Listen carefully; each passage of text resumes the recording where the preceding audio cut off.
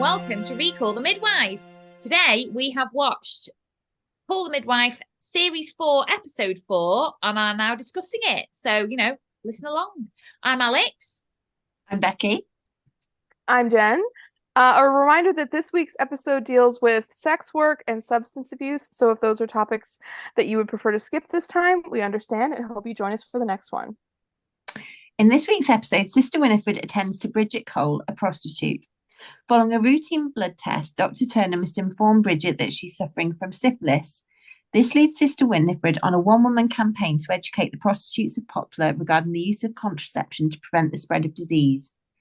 We also meet Susan and Frank Robbins, who are expecting a long-awaited first baby. Frank's father and two brothers were killed in the war, and Frank is desperate for a son to carry on the family business. On the busiest night for the midwives and nuns since 1957, they deliver 10 babies, including a baby girl for the Robbins, who is at first rejected by Frank. Sheila and Sister Monica Joan must also step in to help. After an argument with Tom following a disastrous meeting with the bishop, Trixie's drinking comes to a head and she passes out in her room. Barbara tries to cover up for her, but Sister Julienne learns the truth. And as Trixie starts to face up to her drinking problem, she calls off her engagement to Tom. Yep. Big sigh. Although, can I just say, it's a lot nicer, even though a lot happened that was awful, it was still a lot nicer than last week's bleak episode. So, Last week was tough. But Bex, where are you taking us? Where's our journey beginning? So should we start with Bridget Cole, the prostitute? Yes. Sex worker, I think we decided we're going to say, right? Because I said prostitute a lot when we were talking about Mary, remember? And you were always correcting me, Al. I did think that. But I also thought in the episode they do say the word prostitute a lot. So that's why I thought on the synopsis it was all about prostitute. But yes Bridget the sex worker. Yes. Also, she was very late to her first appointment with the clinic. Just because you're a sex worker does not mean you don't have time to go to the clinic during the day. If anything, it means you've got more time during the day to go to the clinic. More of a nighttime job. Can I just say as well, she worked in a lovely, supportive brothel. She did. Now, it's funny you should say that. I was thinking, the book that we read, the Call the Midwife book. Yes. Like this was the brothel they were talking about with Mary, because they had an old lady there and everything. And it was quite supportive of each of these girls. Obviously, they were awful to Mary at first, but I do think maybe that was part of the book that they brought to the TV series. A little bit, although this brothel was definitely way nicer. This brothel almost seemed like a club where you would go and have where you could also potentially have sex. Because remember when, this is jumping ahead a little bit, but remember when Sister I did not expect that ended to that sentence. that's not what I mean when I say that. That's not what I mean. But Sister Winifred and Dr. Turner, Sister Winifred and Phyllis go to the birth when Miss Cole is having her baby, and she's giving birth on a Friday or Saturday night when it's all jam-packed in there, and they have a bar going and music and everything, and it's full of sailors and dock workers and all this kind of stuff like that, and they have to push through people you're in a nightclub almost to get to the back room where her room is, where she's giving birth and everything. So it didn't have quite the same seediness as sometimes when you see a brothel on TV or in a movie or whatever, where you walk in and it's just a parlor, and then it's and then you go, you know what I mean? It had a little bit more. I don't know. I think it's pretty seedy that so many people are in there doing it, going in there for. No, it doesn't seem like it's a wholesome environment. I'm not making that case at all. It just seems like if you Cheers. I don't know. I don't know what point I'm trying to make. Anyways, let's just move on, okay? I just thought they've got retired sex workers, because we meet Dora, who's got advanced syphilis. Yeah. Who's walking around with awful lesions. Well, is that those lesions are part of the syphilis? Is that right? I didn't really quite. Oh, God. I'm not a world leader expert on syphilis or anything, but I do know that is a symptom. Also, can we just talk about a peroxide douche, everyone? Oh, that sounded really painful. I know. Now I Googled that. I don't think any of these topics are funny. I think it's a none of nervous us none of us think this is funny. I think this is all a lot of nervous laughter. Like, listeners, just please know, like, this is like, we all feel very like nervous about discussing this. Also, yeah, peroxide douche. So I've googled it because I was like, surely that cannot be. It's got to be like a 1 to 20 solution or something. I mean, like, you can't be putting hydrogen peroxide. 3%. 3% concentrate, 3% concentration. Oh, okay. But it's still used because it can help to treat bacterial vaginosis. Oof. So, not syphilis though, or pregnancy. No. Was this the episode with gastroenteritis? No, that was last week. Okay, that's a different one. Okay, sorry. I'm just getting some of these diseases mixed up in my brain a little bit. I've been watching a lot of other. Gastroenteritis and syphilis are quite different. No. I didn't mean. I know they are very different, but I have experienced one of them. And the listeners will let you wonder which one. Well, I was gonna say, for like OG listeners who have been with us from the beginning, like, call back to Becky's coworker. Remember, we told the syphilis story like very early on this podcast. So Bristol's got an epidemic. Yeah, exactly. Still alive and well. For context, Bridget is a sex worker. How old do you think she is? She's not very old, is she? Oh, young, 20s. 20s? Yeah, because they were talking. So she got pregnant and she came very late to their appointment. So she was about 7-8 months, wasn't she? Yeah, and she's 8 months when she gives birth. Yeah, and she'd never been to clinic before, and that's what I was saying. She's a sex worker, so she mostly works at night. So during the day at clinic, she's just being lazy, not going to. Well, she says when she comes to clinic that, like, she makes a big deal of saying that she's a miss, and Sister Winifred kind of says to her, let's leave any talk of wickedness at the door, which is, last week Sister Winifred was really quite judgy, so she's obviously had a change of heart. She has redeemed herself this week, I will say that. So Bridget, the Bridget storyline obviously showed you her background, where she lived. She was living with Dora, and who was suffering with syphilis a lot, and other prostitutes, sex workers in their building that Jenn thinks looks like it's loads of fun. And yeah, I can't wait to go. Sign me up. I'm there. Also, Bridget found out she was suffering from, was it syphilis she was suffering from? Yeah, she had it too. It was still at the treatable stage.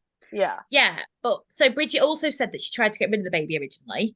And that then it hadn't got rid of it, and she thought, well, I just thought then that this just shows that this baby's supposed to be here for me, and I'm going to give it the love I never had, which I thought was such a sad line.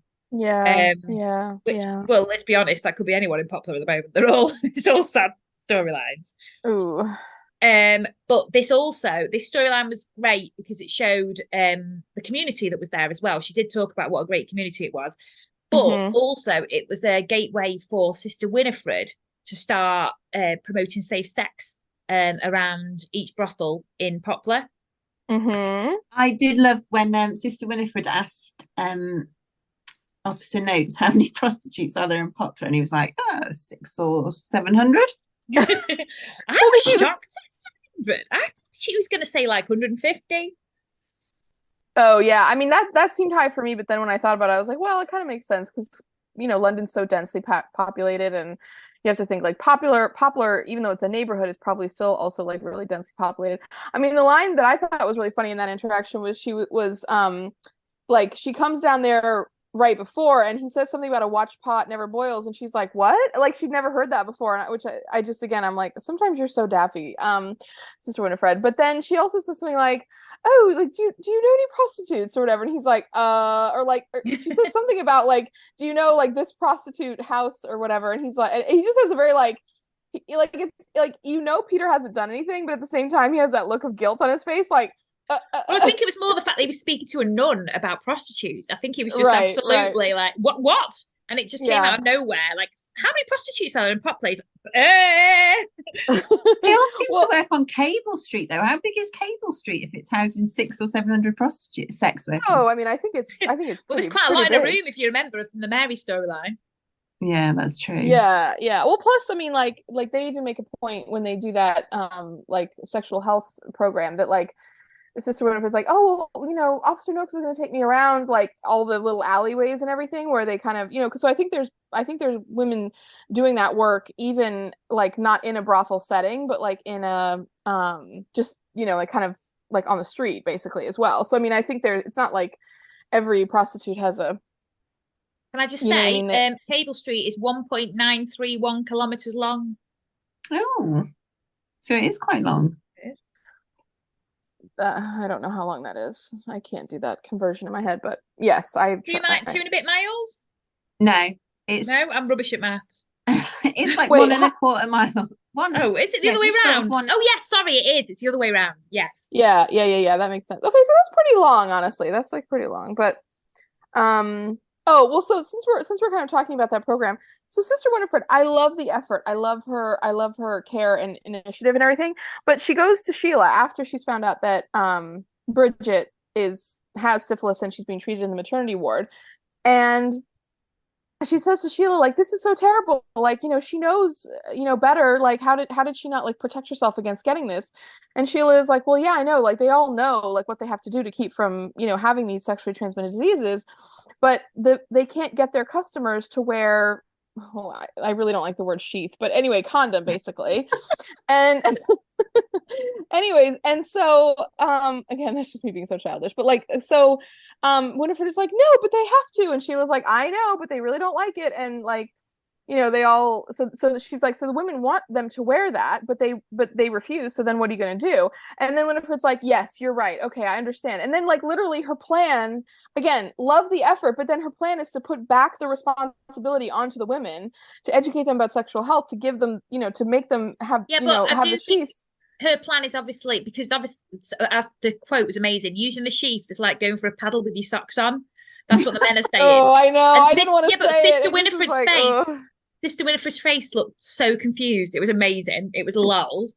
But I think the whole plan is basically that, because obviously they can go to one prostitute, sex worker, and they will make them use a sheath, but they go to another, they won't. If she gets around to every single one of them and makes them all make them wear a sheath, I think that's the point that she's trying to do, try to educate them all so that so they don't have an option of going to someone who won't. I think they need to unionize. Yes, right, I love that idea. The other thing that just like, again, this is not a criticism of Sister Winifred, but the thing that really irritated me is like, again, it's the women's responsibility. It's like, because the thing is, Winifred says like, oh well, but the men are just as much risk of these diseases as the women, and Sheila's like, yes, I know, and here's the numbers, and she gives some like really staggering, horrible statistics about the spread of venereal disease, like amongst the population, like including the men. And she's like, and Sheila says, oh, I'd love it if I could hand out this flyer to every single man who's like walking on his way to like go visit, one of those ladies. And so the men are just at risk, but yet it's the women's problem to do, well, not the women's problem, but again, it's like, why is there not an effort being made to have these men be the one that, should know better and do better in that situation? I just don't like how they're not going to. They know they're not going to.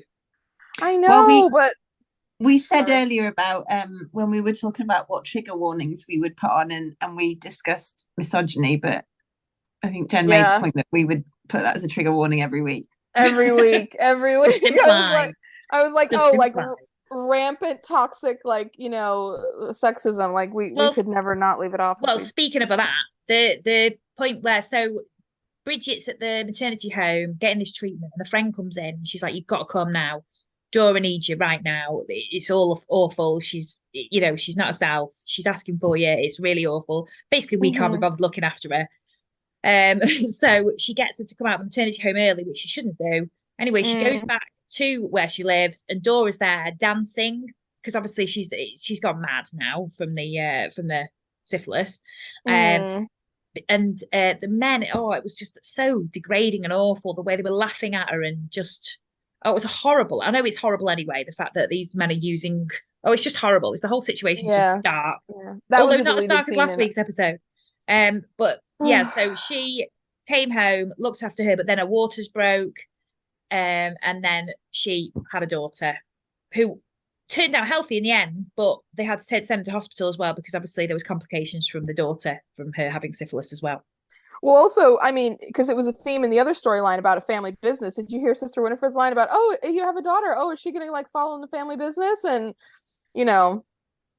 Bridget was like, can you please lay off? But at the same time, I don't know. I was really struggling this week.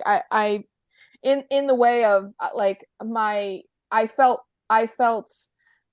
judgmental of Bridget. And I know that's my issue, but I didn't like the idea of that child being raised in that brothel. No, but of all the brothels. Of all the brothels and all the world, you have to walk into this one. No, but just it is a more supportive environment than yeah, we brothels. look fun, Jen. You were just saying how good luck was. Yeah. I know. I don't know what I was worried about. I don't know what I was worried about. I just thought it was so clever though, having Dora, because that was basically Bridget's future if she'd have gone untreated. Yeah, that's true. Yeah, that's true. That's true. Who else we learned about this episode that was really clever? That they were basically based around Barbara's 3 girls that she delivered. Yeah. Oh, I really like that. I hadn't thought about that. Yeah. I hadn't thought about that.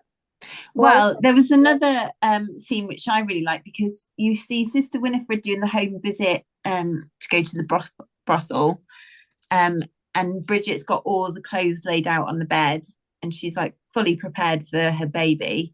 But then in the same moment, you've got Barbara who's doing the home visit for Susan Robbins, and she's got all of her knitted baby clothes laid. So like, it was just, I know it's like completely different situations, but actually they're both prepared for it in exactly the same way. I just thought that was quite a nice. Yeah, very good. It was a nice comparison. It was good. I think this is the cleverness of this show. I think that's another reason why we like it so much, because they do things like this to make you think, oh, actually they are the same, but they're not the same. Like, I just think it's very clever writing. Well, and I'll just own it for myself. It's those kind of juxtapositions that really make me check my judgment, make me check my predisposition to kind of say, oh, this is right, or this is wrong, or this is good, or this is bad. And yeah, that is a really helpful reminder. Like, we really need to be like aware of that sometimes, because it can feel very easy to be judgmental, and this show teaches you over and over and over again, like, you better check that at the door and like start thinking about things in a different way, in a much more compassionate way. So good on them. Speaking of judgmental, shall we go on to Frank Robbins? Yeah. Now, I have judgment towards Frank, because Same. He's desperate for a boy to carry on the family business, but then part of me just felt sympathy towards him, because he's lost his father and 2 brothers. Like, he just feels the weight of responsibility that he needs to carry on the family name. I've got a note here. Frank Robbins, the big misogynist. No, I did feel sad for him, because they had that scene, didn't they? So he owned Robbins and Sons rope makers. His dad died in the war. His brothers both died in the war. So it was on to him. But he made a big success of the business. It was all doing great. It was the best summer we've ever had. So it was all great. His wife's heavy pregnant, but they've been trying for a long time, and she's a bit older. Like, she's probably younger than us, let's be honest, kids. Oh, but, yeah. In the show, she's one of the older mums, and she's like, we've tried so hard for so long, and what if this isn't a son? And he keeps saying, I need a son. Anyway, there's a scene where he takes a rope reef, which I thought was really nice. I thought it was really well made. Yeah. It was really beautiful. Yeah. Well done to Call The Midwife team there. The prop department there. Yeah. So he went to it was his father's birthday, so he took this reef made out of rope, which I think could catch on. Like, let's trademark. But he put it to as a tribute to him, and Barbara just happened to run into him. And that was when he opened up about this grief, about the fact that he'd lost, 2 brothers and a father, which is absolutely horrific. And I kind of started warming to him there, thinking, oh, that's awful. That's really awful. But then he was really aggressive to Barbara when she was like, it could be a daughter, like, quite nicely. And he's like, I need a son. And I just thought, no, you've lost my sympathy there, Frank Robbins. Well, like, to piggyback on what you just said, yes, he was too aggressive. I mean, I think we all feel the same. I think we all feel very, like, understanding of his mindset, though we do not agree with it or think that it is the way that he should go forward. I mean, my feeling was, as soon as I heard that part of the story, I just thought, wow, like, grief will make you do a lot of, like, really, really weird things. And yeah, that's true. And it's just, to me, it was a very much like channeling that emotion into something that you think makes sense, and it absolutely does not make sense, but you know, like you just and then you like hold on to that, you know what I mean? Because like Dr. Turner says to him later, like, you made this promise to yourself, like on their behalf. This is something you've created, you've manufactured this wasn't anything anybody made you do or put on you. Like you were the one who did this. The thing that really got me was not just that he was aggressive to Barbara, like that I thought was okay, well, that's whatever. But the fact that his wife on literally multiple occasions said, I think he's going to leave me for someone younger who can give him multiple kids and multiple boys. Well, and I feel like I'm going to come home one day.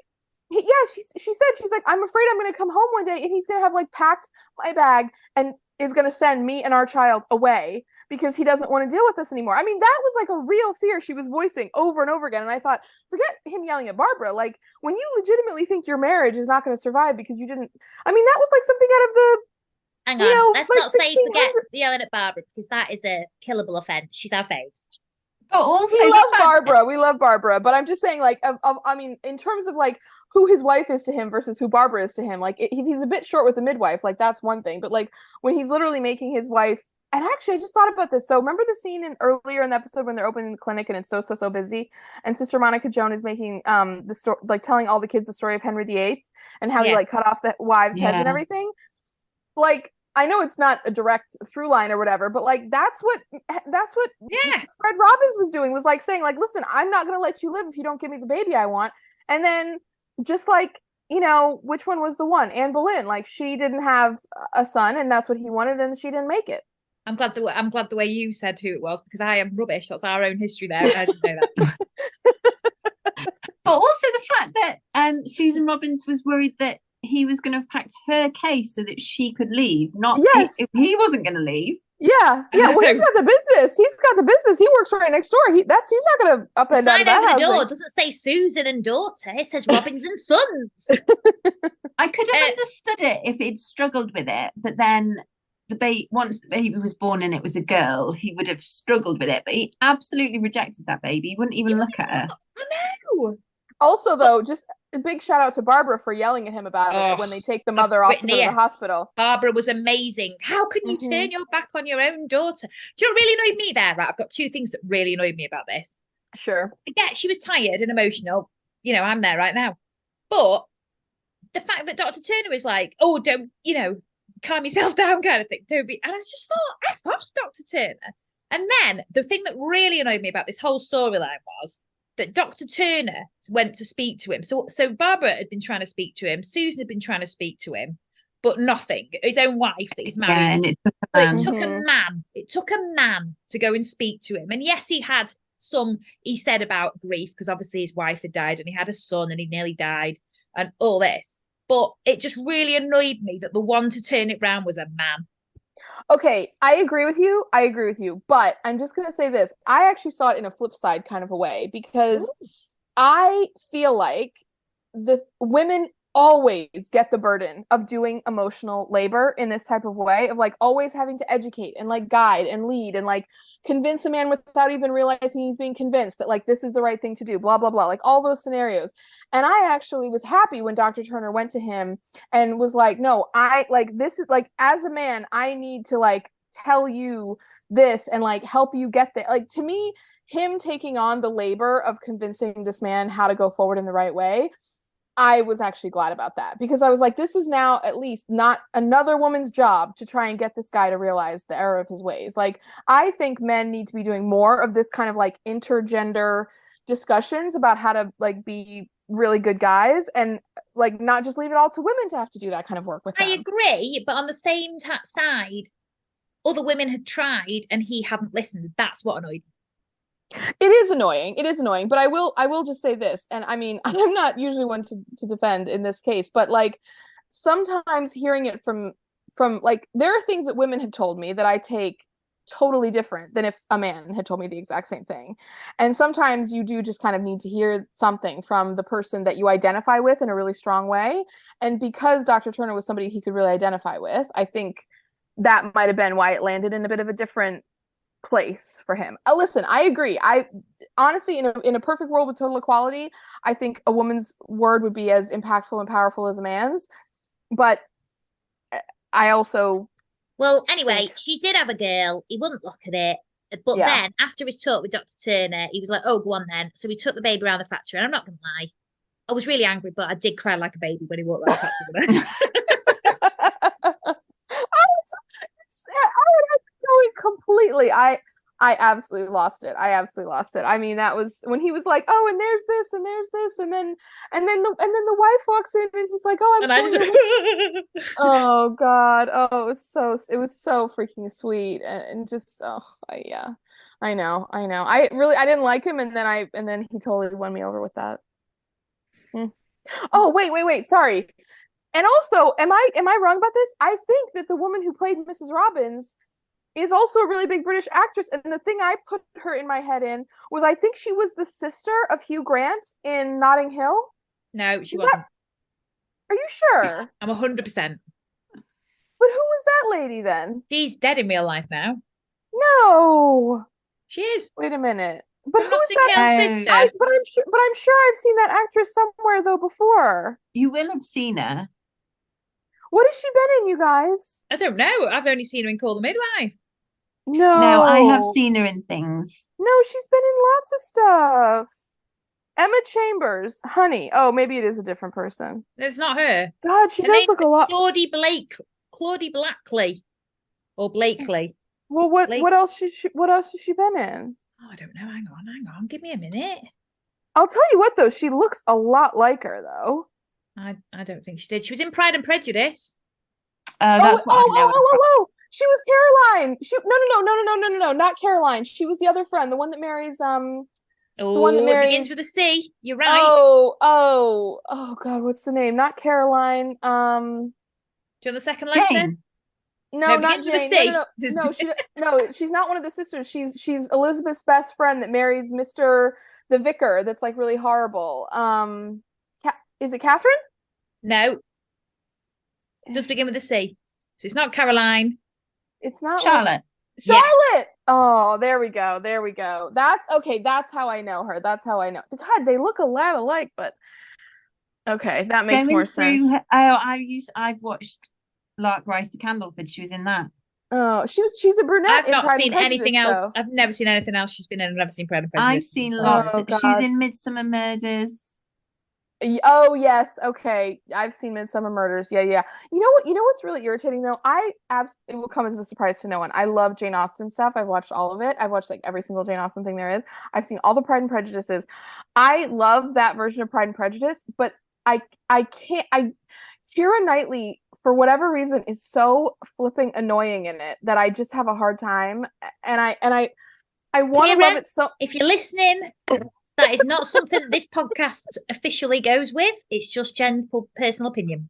I don't dislike Keira Knightley and a lot of other things, but something about like the way that like her hair and her bangs and like her teeth and everything. I don't know. It's just like, and I love Matthew McFadden. Like he's so great. I had such a big crush on him in that movie, but like I don't think with Pride and Prejudice you can beat the original Mr. Darcy, Colin Firth. Oof, I mean, oofa stoofa. No, he's like. Can I just point out it's called the Midwife podcast, sorry. not Pride and Prejudice podcast. So should we get back to the storyline? We should. I had to just have that little quick diversion because sometimes we do call out like actors on the show that are in only one episode for like seeing them in other things. But anyways, okay, yeah. Right, sorry. Shall we do the Trixie storyline now? Trixie and Tom, but mostly Trixie. Yeah. Trixie at the start of this episode is riding high. She's gonna meet the bishop. Mm-hmm. That sounds like a euphemism. But by the end, poor Trixie. I mean, this has been building for a long time with Trixie. Well, the first thing that you see on this episode with Trixie is she's late, isn't she? Yeah, she is late. And I tell you what, Nurse Crane. Mm-hmm. Wait, but she's like when you say late, you mean punctuality late. Yes. Yeah. Oh, yes. Oh, Jen, stop trying to make something out. Well, sometimes deleted scenes. I'm like, because the thing is, what I didn't understand about that was she was like so obviously late for clinic, and then she's strolling along with Tom like she's got all the time in the world. I'm like, honey bun, I'm like, you were like an hour late for your job. Like, why are you not racing? Well, Nurse Crane's there being like, sometimes I think you've got more frills in your brain than you do in your heart. I thought, Nurse Crane? Harsh. She was snapping at everybody that morning. True. I mean, yeah. So it's all basically the drinking's ramping up in this episode. And she talks about the fact, so they have drinks again in the room constantly. And then Barbara comes in absolutely ready to collapse. That's what I feel like right now, ladies. And she says, you've forgotten, haven't you? We're going to the Hand and Shears to have a little brightener. And Barbara looks like the last thing she wants to do is to go to the Hand and Shears. And she doesn't even drink. She was like, I'll buy you a bitter lemon. Barbara looked like she just literally couldn't even be bothered getting dressed. But she did it because she's Barbara and we love her. But there's a scene in that. So they're talking about the fact that she's got to meet the bishop. And Barbara's really good for giving her advice on it because her dad is a canon. That's what we found out. It's a canon because we had a discussion about that. But she was saying, don't tell him how much you like a drink. We have jokes about Trixie's bar. And Trixie was all like, oh, like food for thought. But then she went to the pub, so obviously it wasn't that much thought. So anyway, so she goes to meet the bishop because Tom says that the bishop wants to speak to him because he really likes his work. And I thought, well, you're a lowly curate. What will he have known about your work? Well, what has he done though? What has he actually done that was like so special? He's organised some fetes. Took some cubs out to play cricket. Well, not to play, to watch. Wait. So there was a scene that for whatever reason it wasn't in the episodes that we've been rewatching with them. But like there was a scene where Trixie and Tom were dating, and they had another date planned that like went awry. But she walked into his vicarage and he was making soup.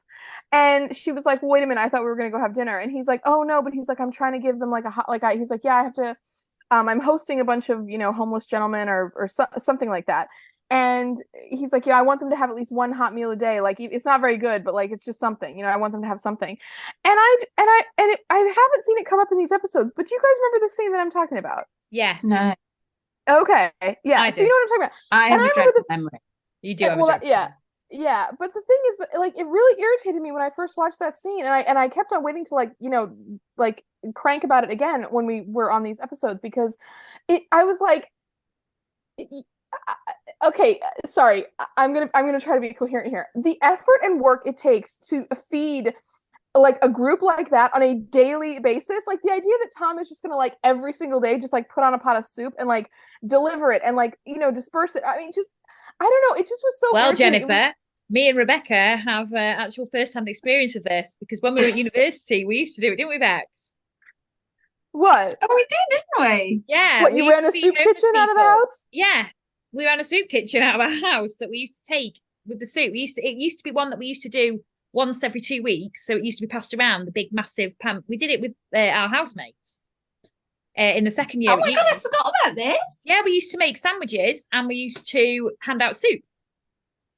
So okay, yes, it's logistically a nightmare to do it every day. You couldn't. But that's the thing. But you guys. I know we are. See, you're so good, Bex. You forgot how many good works you've actually done in this life. You know what I mean? So many things that I'm doing that you forget all the good deeds she does. Yeah, I know. Well, they're just too many to like even remember or think about it on a regular basis. But like the thing is, like the infrastructure wasn't like. I mean, how much infrastructure went to supporting you guys to do that? Okay, exactly. Obviously, there's a lot. I don't remember this, so I can't tell you. It's such a. Bex is like, I have no idea. But like the thing is, it's like that was what was irritating me about it. I mean, it was. I get that it was just a narrative device and like blah blah blah or whatever, but. I don't know, something about like when an obvious reality just does not work, even when you're watching like a fictional story, I'm like, it really takes me out at times. And I just was like, Tom, there is no way that you were pulling this off or doing this. Like, just like, give me a freaking break with that. You say that, Jen, but this is 1950, so there must have been about 5 homeless people then. Yeah, 700 prostitutes and 5 homeless people, and that's it. That's all you had to worry about. I mean, the thing is, I know how hard it is. Like, I do the cooking in my family, and like, if you're cooking for even like 6 people, that is a ton of food every single day. I'm like, who's paying for it? Who's like managing? Anyway, I'm not going to complain. Well, no, that's why that's why I'm saying I agree with you, because we used to do it every 2 weeks, and we did it with a charity, and we got the whole because it was like a big urn that we used to put the soup in. And we used to pass it around. So Bex has no recollection of this at all. She's like, what was it? I remember being in the town centre with it. Yeah. We used to do it every 2 weeks. We signed up for the whole year to do it. Yeah. No, it's really good that you guys did. I mean, the thing is, like, okay, there's a scene where, so the bishop comes, Trixie makes a comment about living in Newcastle, because the bishop basically says, like, oh, that's kind of part of what I wanted to talk to you about, is like taking over a parish in Newcastle, in like a really, really rough area up there. And Trixie's like, oh, I don't think that sounds good. And Tom is like, oh, and then they all have this like really like, tough interaction for the rest of the visit. Well, then they have a big fight about it. That's kind of the big thing that comes up. It was uncomfortable though, because obviously it was the 50s and there were men, so she should have shut her mouth apparently. And like obviously we're from the generation where we wouldn't want to do that, but also there's no opinion. But they were really rude to Trixie. They were, yeah. At the same time, Tom's like, if you're gonna be a curate's wife, you got to suck it up and shut up, basically. Well, what really frustrated me about this interaction was like, okay, so they have this fight, and she's like, "Oh, what you expected? I wasn't gonna say anything." He's like, "Well, yeah, I actually did kind of expect that. And I didn't really think I had to like tell you that or whatever." And like, also, by the way, did you have like a bad attitude for the rest of the visit? Like after you, yeah, like, we did say you sat with a face like a smacked ass. Yeah, exactly. or what is it, like sour lemon? I don't know. But anyways, so they didn't say smacked ass. No. But then she's like, oh, well, if you think that, then like, I'm out of here, whatever. She like runs out of the vicarage, and then he chases after and grabs her. He's like, Trixie, wait. And then he's like, well, did you ever think about like that if you're like really up to this, like being a curate's wife and everything? She's like, well, no, I didn't. And to me, I thought, like, I think what she means when she said, no, I didn't, is like, no, I never thought it would be a problem. Like, I just thought I'd be able to do it. But no, I do actually think she hasn't thought about their life. I think she's thought about the excitement of the engagement party, because she was so into the engagement party. She's thought about the wedding and the presents, and she's thought about all that. But has she actually thought about the marriage? And I don't think she had. Well, I also think she's selling herself short, because she lives in a really impoverished area of London. Like she's living in amongst that now. So really, it's like going to another area. Yeah, but she was saying she wanted to raise their kids somewhere in the country more. Oh, I totally understand that. But I think it's just another version of her reality now. So I think she would have been fine. Yeah, but actually what she really wanted was to marry someone with a title, very rich and very good looking. Wink, wink, wink.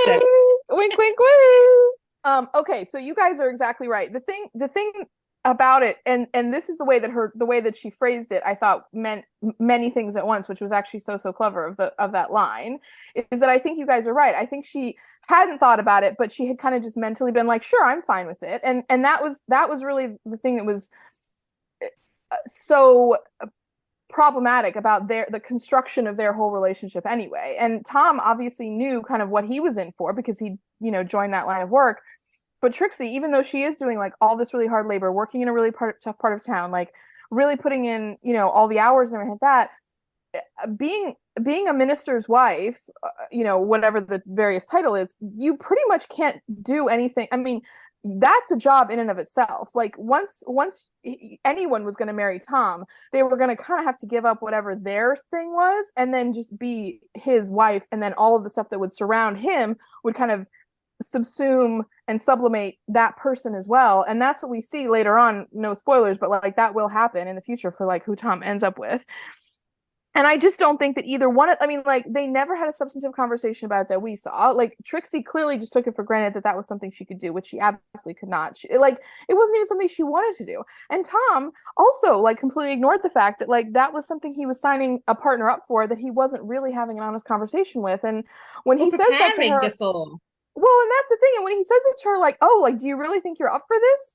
Like, Tom, are you really, like, you're kind of just hanging her out to dry, because he just assumes that, like, if the bishop says jump, he'll say how high, and then whoever's at his side is going to do the exact same. And I just... Also, historically, if you're looking into their relationship, we're dissecting it a little bit here.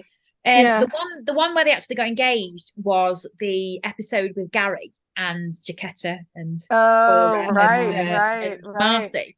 But she was so affected by that, and that was something she did get involved in. So for the future, and I know it was reflecting her previous life or her childhood, but at the same time, that absolutely consumed her so much and really upset her so much. She isn't okay to do that job, because if that affected her that much, and going forward, how many other situations would affect her that much? I think she would be up to, when I was watching it, because obviously they have a fight and it leads her to call off the engagement, but also at the same time, she's sought comfort in drink, which is what she's done for a long time. And she ends up passing out. It's the busiest night since 1957. They deliver 10 babies between them. And she misses it because she's passed out drunk. Barbara tries to cover it up because she has to then go out and deliver Can I just say, bless Barbara for hiding the bottle as well and the glass. Sorry, carry on.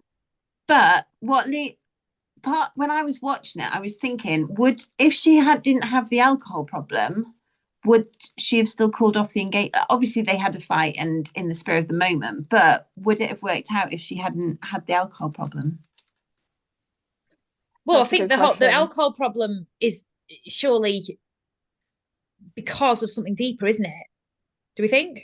I think the alcoholism is secondary to the calling off of the engagement, but it's because Tom and her never seem to really confront the alcoholism in the two of them. I mean, Trixie doesn't seem to drink around him at all. I mean, I don't think he's even aware of it. No. Yeah, I think it would have become a problem if they had gotten married. And actually, just to fast forward a little bit, so like you said, Trixie misses this whole night of work, which is a really big deal. Sister Julianne realizes that she's missed the night of work because she had asked Barbara to send Trixie out when the third baby is being born, and Barbara goes and delivers the third baby instead, which is the Robbins baby. And then also the Sister Monica Joan baby that was knocking at the door. Oh, which we have to talk about after this, but yeah. But so anyway, so as they're kind of tallying up all the babies being born, Phyllis is like, oh, wait, did I forget, like, Nurse Franklin? Like, why is she not on here? And Sister Julianne, realizing, says, oh, she was a bit under the weather. Like, let's not worry about it.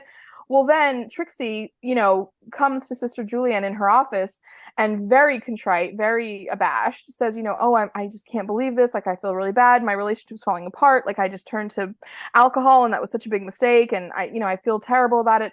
And Sister Julianne, completely fairly, because I don't think we still, at this moment, everyone around her really understands kind of what's going on, says, listen, like, we all have those moments where we kind of, do something we wish we didn't, and, make a mistake and everything. And that's okay. She was so wise again as per. Oh yeah. But she says to Trixie, because Trixie's like, well, I just don't think I can, like, I don't know what to do. Like, I don't want to break up with Tom, but I'm not sure, And Sister Julianne says, you can't, or she says, she's like, I don't think it's a good idea to begin a marriage with a secret, like you can't deceive the person that you're entering into life with. And so, you have to be honest with yourself and with him about this. And, I don't think she ends up telling him about the drinking. I mean, their relationship is over for many other reasons, but that to me was such a wise line. And like, again, like, beautiful counsel from Sister Julianne as always. Also Trixie does say that she spent so many years with her father not admitting that he had a problem. So really it's running the family. But she's not admitting she has a problem either. And that's the sad part, I think. But she is facing up to it now. Yes, but as we all know. Just to go back to Barbara, my favourite subject.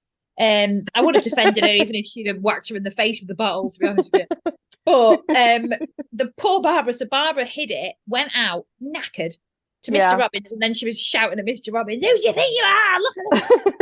Anyway, like, delirious with tiredness. But just like you right now, Al.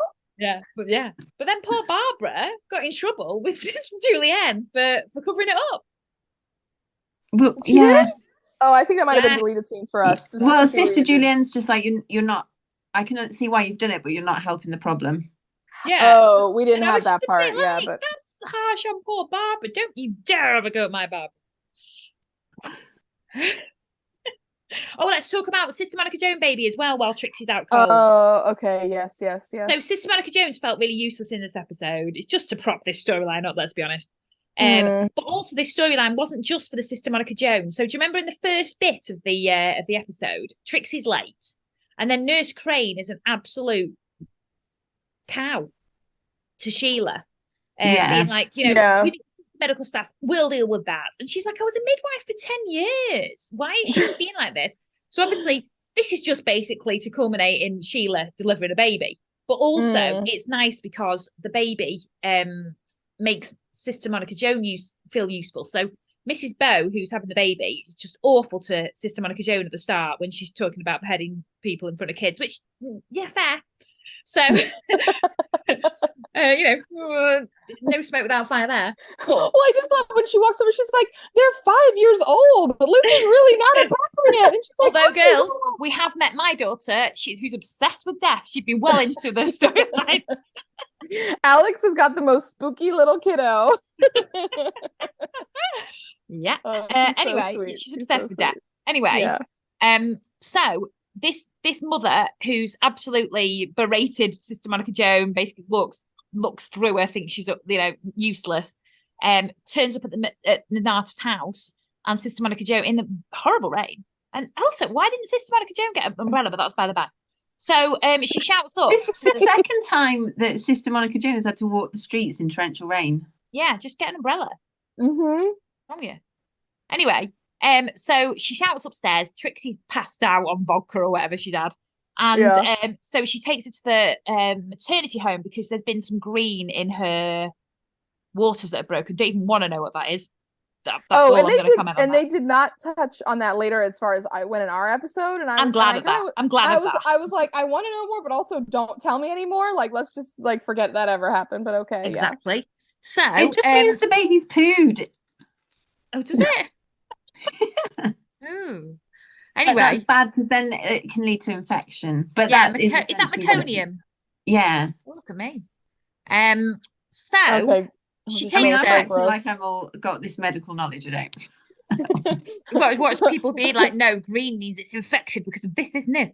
Anyway, so she goes to the maternity home. Sheila's there. She's like, the doctor's not here, but it's only me. But let's just do this anyway. And then they're like, but you've delivered thousands of babies between you both. So then she has the baby and she's like, I'm so sorry for underestimating you. I'm going to call the baby. And I think Sheila thought it was going to be her. She was like, Monica, but not Joan, because that's awful. So that's the way she was like. But she did say to Sister Monica Joan, like, I really regret, like, I looked past you when I first met you. Yeah. Wait, can I just ask a question though? Because this is something that comes up later in the show as well. Like, okay, Sheila was a midwife and then she left to go be with Dr. Turner and all that. And that's great. But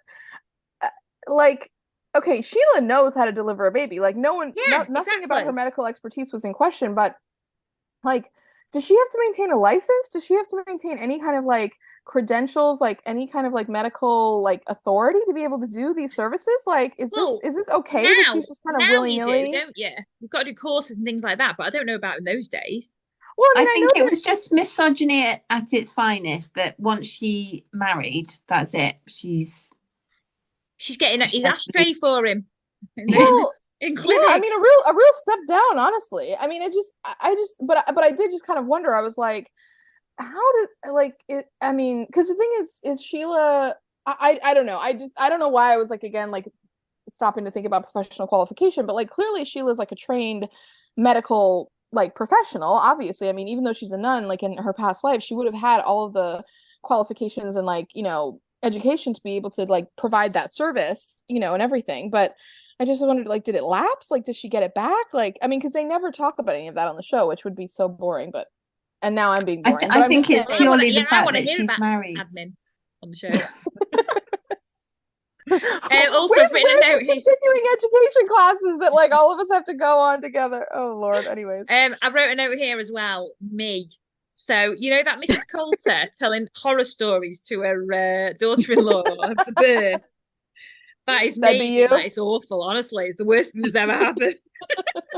I don't know how the human race has survived. Why is anyone doing this? Barbara handled her like an absolute, but basically this is just a stan account for Barbara now, basically. yeah, it is. Well, we're all with you. I mean, Barbara has one of the sweetest spirits of anyone on the show. I mean, she is truly like a golden shining light. I mean, she reminds me of one of our friends. I'll tell the name offline. But she does remind me of one of our friends. Who? I'll tell you offline. You're going to tell us offline. I can't think of anyone we know that reminds us of Barbara. Can't think of anyone I like that much. Other than myself, maybe, but No, I'm excited. There's also another scene that I really liked, which was Timothy picking up Angela and being like, this, Angela, is them doing their mushy stuff. You really need to get used to it.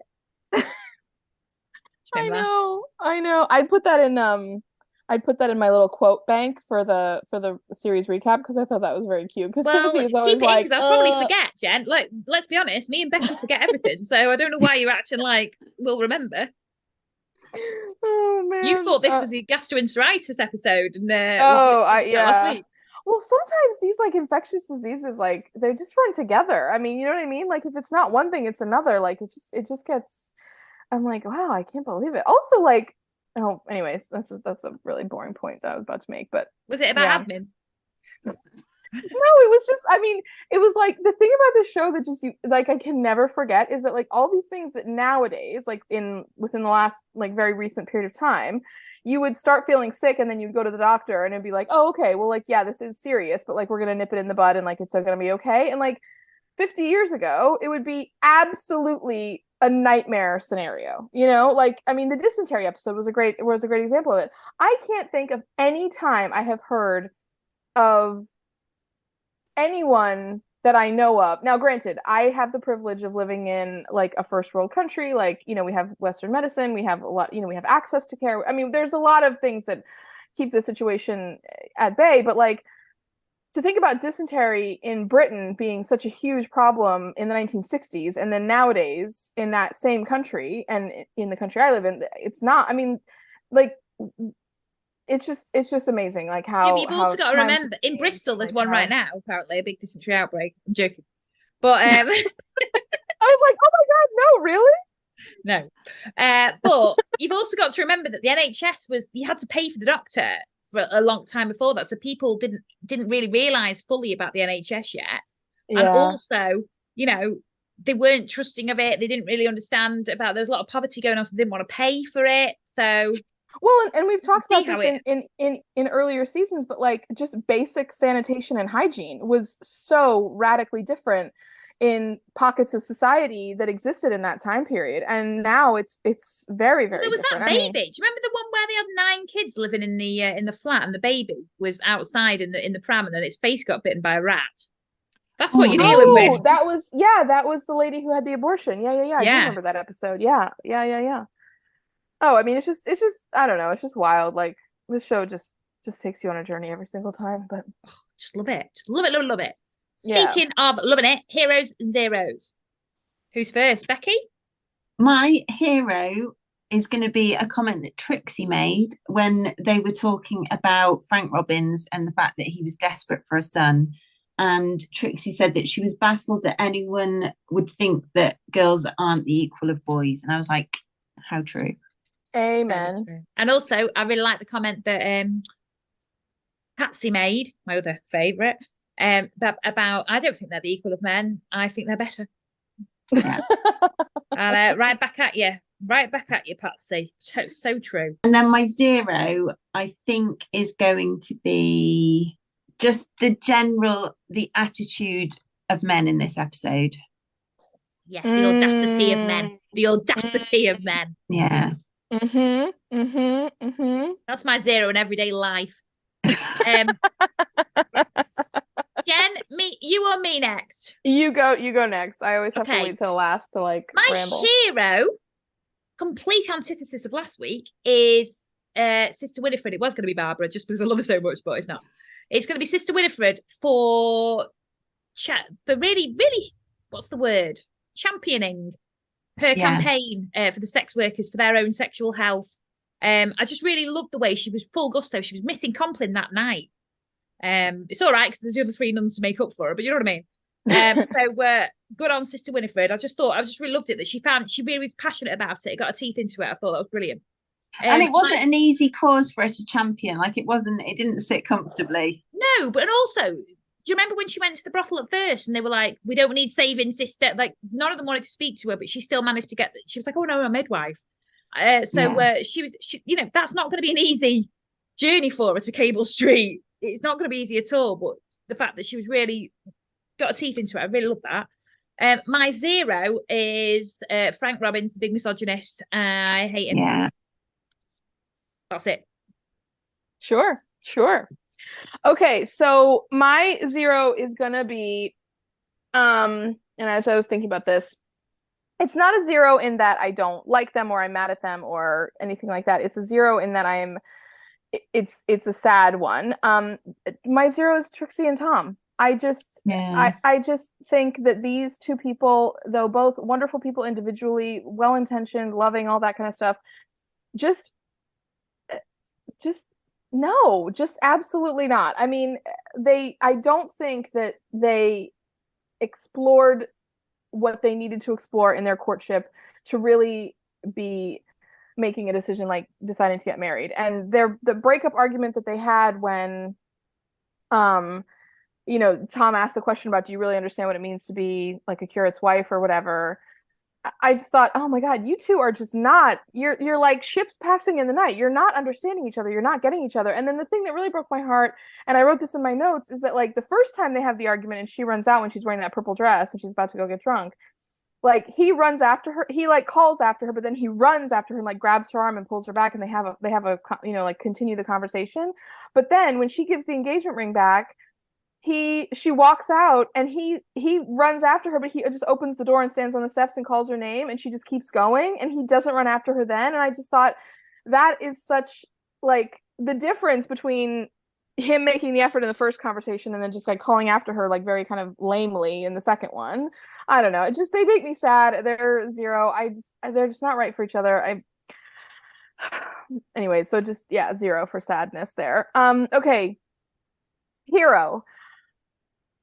Now, I don't know why, I'm not sure, but for whatever reason, the Sister Monica Joan storyline really hit me this week. And when I was watching that, my heart just really, really, really went out to her a lot. I think aging is really complicated, really, really difficult for all of us. And I wouldn't know.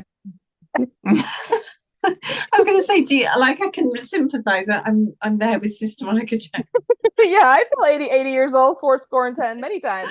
But I just think aging is like okay, because all of us experience it, and to not very often see it like really represented in popular culture. I think this show does do a great job of tackling it, and this week she just really got me, because I feel like one of the things that's really sad about aging is that it does lead to a lot of invisibility. I think a lot of people just dismiss you, don't even see you when you're older. They don't care about your opinion. They just are like, oh, well, you're from another time. Like, you're already just this relic sitting on a shelf. And that's really how she was feeling in this episode. And I just felt very, very sympathetic for it. And when she connects with Mrs. I can't remember the lady's name. Help me out here. The lady that names the lady with the baby. Mrs. Bow. Yeah. And she says, okay, like, this is what we're going to do. And she takes her to the maternity. I mean, she steps up and she really helps her. And those two women have a beautiful moment. And Mrs. Bow acknowledges the fact that she's like, I didn't give you enough credit. I didn't see you when I first, when you first opened the door. Like, I was looking for somebody else, quote, somebody better. And she names her baby after Sister Monica Joan. And I just love that she did that. And you could tell how much that meant to Sister Monica Joan, and how much she was lifted up and affirmed, and like reminded of her value, and reminded of her history, and all of that stuff. And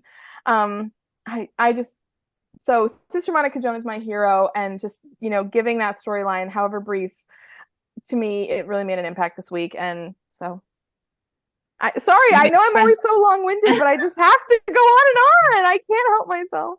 Again, but you've expressed it so much better than I did. I was just like, men are my hero. Oh, what? Yeah, but I like that as well. Oh, men just suck. I mean, I don't think we have to explain it. Like, end of story. We all love them. Apologies to any male listeners, but perhaps you should take a long, hard look at yourself.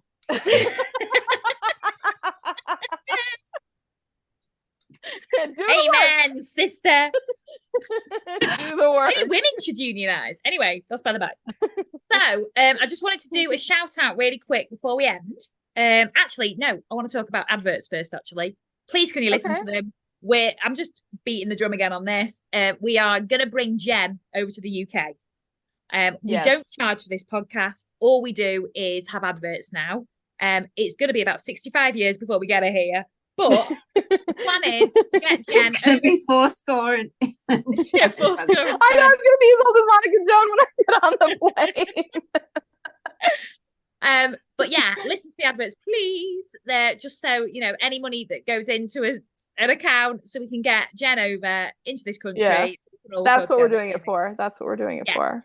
Now, the other thing I'd like to do, a shout out to Amy Kelland on Twitter, who did a great tweet to us the other day. And it says, why haven't I listened to this before? Walking down the street, laughing my head off and getting some proper weird looks as I have my hood up and no one can see my headphones. Well done, ladies. I applaud you. Thank you so much for the lovely tweet. Oh, that's yeah, we've had loads of lovely comments, but that one just stood out to me this week. So I just wanted to say thank you. And I like doing shout outs to people who, say lovely things to us. So thank you so much. Also, as an added bonus to our listeners who do listen to the adverts and get all the way down to this part of the episode, if you make a comment and you would like us to shout it out, just say so. Like, please mention this on the pod. This is how I feel about you girls, or the podcast, or the show, or whatever. Or any questions. Yeah, and we will definitely give you a shout out on the show. We promise we will. Yes. So if that's something you would like to be a part of, like, we will definitely include you. Yeah. Love you all, and you're a big part of this. The other thing I wanted to talk about this week, just really weirdly, you two have just heard about this. I'm not going to go into mega detail over this, but last week it was a Rose Queen episode. And I knew absolutely nothing about Rose Queen or anything. I now know that the Rose Queen has to be 12 here, so I don't know how old Marie Amos was, but my daughter has just signed up. She is the 2023, I won't name the village that I live in, but she is the fairy queen. 2023 Beep Rose Queen of the Beep area. Well, she's fairy queen because she's 5. Fairy queen. The Rose Queen's about 10, I think. But point being, that's why I did think it was a bit weird that Marie was, pregnant and married. They must have changed the way they do things, but yeah, this is life imitating art. Hopefully, she won't face the same issues as last week. I'm pretty hopeful that her husband won't be gay and leave her heavy pregnant because she is 5, and well, she's only got a few months till she won't be heavy pregnant because she's only got a few months till the Rose Queen, so she'll be. But a girl can dream. I mean, there's a lot more opportunity coming up for her in the future ahead, so you never know. Yeah, I'd love to do a shotgun wedding for my 5-year-old, innit? Let's not go. We've already waited ourselves. Well, now I actually know about this bit. Yeah, no, I won't. I'm not going to do this bit. But no, the Rose Queen, I knew nothing about it, and now I've sat in a room for an hour and a half. I still don't really know much about it, but all I know is that it's usually a lot younger. So there we go. So wait, are you going to be sewing a banner, Barbara style, in tribute? Yes.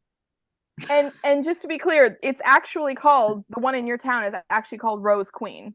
Yeah, it's Rose Queen. It's the gala at Fate, and it's Rose Queen. So there's Rose Queen, who's like the head honcho, and then there's like a princess, a rose bud, a fairy queen, and then there's fairy princess and prince. Is the rose part of it significant? I mean, I know roses are like a British thing, but I mean, is it like is the rose like something that's going to be? Is it just just an honorary symbolism, or is it like actually going to be like rose is going to make a big point of like rose something? I don't know, if I'm honest, Jen. I don't think it is. It's I think we're going to learn a lot about this in the coming weeks. Yeah, I'll tell you. Because we're just 1 week late on the podcast. Weird, isn't it? Huh? We're just 1 week late on the podcast. Yeah. Like this time last week, I didn't know anything about it, and that was the episode we were doing on Rose Queens. Which just goes to show. So next week, we're going to know about meconium births, maybe. I don't know. I thought you were going to say sex work. Or maybe I will attend a brothel that looks really that exciting because Jen thinks it looks apparently great. just walk into like a nightclub and then you can have a fun second part of your evening after that. You know what? I can't think of anything worse than walking into a nightclub. Oh my god, the idea of going into a nightclub at this point in my life it sends shivers down my spine. Yeah, I used to work at a nightclub, and one of the most depressing things is walking in and having the lights on because they are disgusting. Well, remember when we used to stay till the end of the night sometimes, and they would turn the lights on to get you to leave, and then you'd just be like, "Oh my god, you have to." Yeah, but you were drunk. At least you was desensitized a bit to it. If you're working there, you're sober. I know, but like having to confront all your choices at like 2:00 in the morning is just bad. That's all. Anyway, on that note, thank you for listening.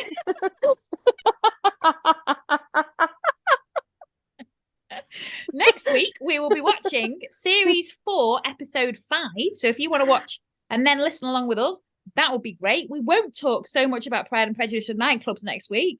We probably will talk about Rose Queens. I don't know. If you're lucky, we will, though. So thank you so much for listening. We hope you enjoyed the show. Give us a lovely subscribe. Follow us and subscribe to our podcast so you get it automatically. Do that on YouTube as well. Follow our channel. Follow us on Instagram, Twitter, Facebook, everywhere. Just send us your questions. Send us feedback, not nasty ones, but you're getting this for free. If you're going to say something nasty, just write it down and throw it in the bin. But just think it, but don't say it. Yeah. We don't need to spread toxic horribleness in the world, do we? We don't, just like misogyny. Anyway, right, thank you so much for listening. We've gone on again. We can never end. It's always like this for hours, and I'm there trying to edit it at the end. Well, you're the only one speaking, so you can edit it how you like. But I'll just keep me in because, you've got the best, greatest voice. Don't sound like a cartoon character. Anyway. Okay, bye. Thank you so much for listening. See you next week.